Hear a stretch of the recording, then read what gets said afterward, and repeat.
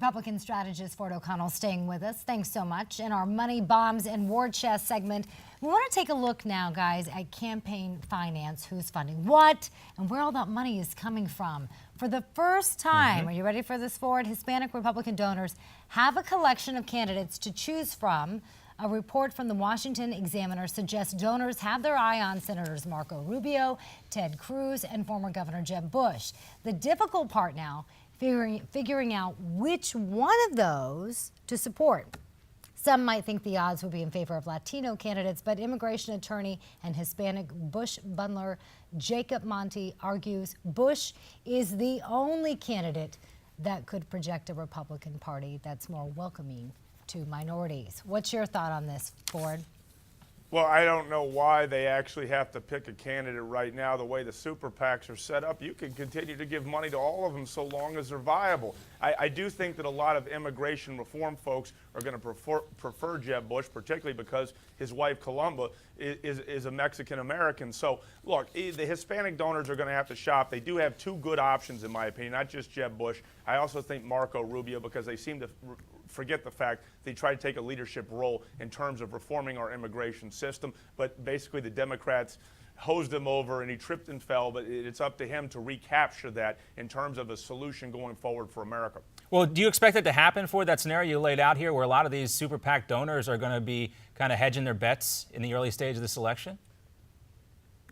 The problem is I have inside information on that, but let me just say this, yes, I do. They're going to be giving money to a whole bunch of them. And the reason why they're going to be doing that is because a lot of times when the nominee wins, they get a little hacked off at some of the bundlers who gave to another candidate, not to them. And a lot of times there's positioning within these sort of campaigns with respect to influence on issues and what it is they want to help talk about. So, look, this is one of these deals that you got to hedge your bets or else you're going to be out of luck at the end of the day. All right, so we learned about the Koch brothers, too, this week, and their 5 preferred candidates. Also now, a one-secret Koch brothers memo is outlining the pair's plan for 2016. The details include plans to beef up their data system and pay hundreds of staff members embedded in local communities across the country. And, of course, the long-term plan comes with a dollar amount close to $900 million in the run-up to 2016, leading many to call the brothers more powerful than the GOP itself. But for what issues do you think the Koch brothers want to see out there first and foremost in the early stage of 2016?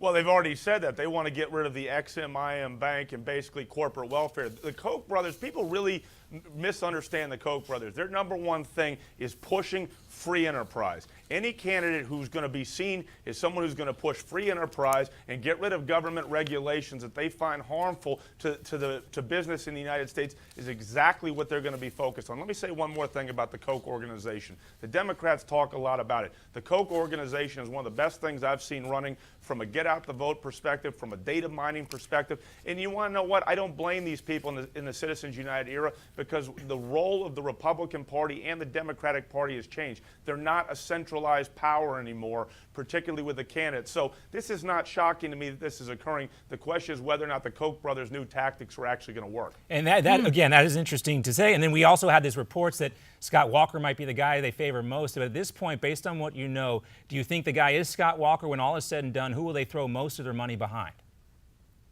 Well, I think the Koch brothers are very big on what I call ROI, return on investment. Yes, they like Scott Walker because anyone who can beat back the unions in blue Wisconsin is somebody who they're going to respect. But you have to understand they're also very independent on social issues. They tend to favor gay marriage. They tend to favor a lot of things that traditional Republicans won't. I think they're going to put these guys through the ringer. It's my understanding that they're going to have another event this summer. Scott Walker seems to be a favorite among them, but that doesn't mean they're not going to give Jeb Bush an audition and Marco Rubio as well, because they see those sort of three as people who not only push their agenda, not that Ted Cruz doesn't, but they see them as more viable in the general election. All right, Ford, we're going to ask you to keep staying with us. We'll be back with more here on Newsmax Now. Much more to come here. Ford O'Connell checking in with us from Washington, D.C. with an update. Early stage of this race. Find out about that insider information. That was quite a tease. I hope we get first dibs on that, Ford. Well, I'm sure he'll share with us if he can, Miranda. Yeah. Meanwhile, everybody at home will have to stay tuned. Much more to come here on Newsmax Now. John Bachman, Miranda Khan will be back with more headlines and punchlines coming up right after this. Also, our rehash segment.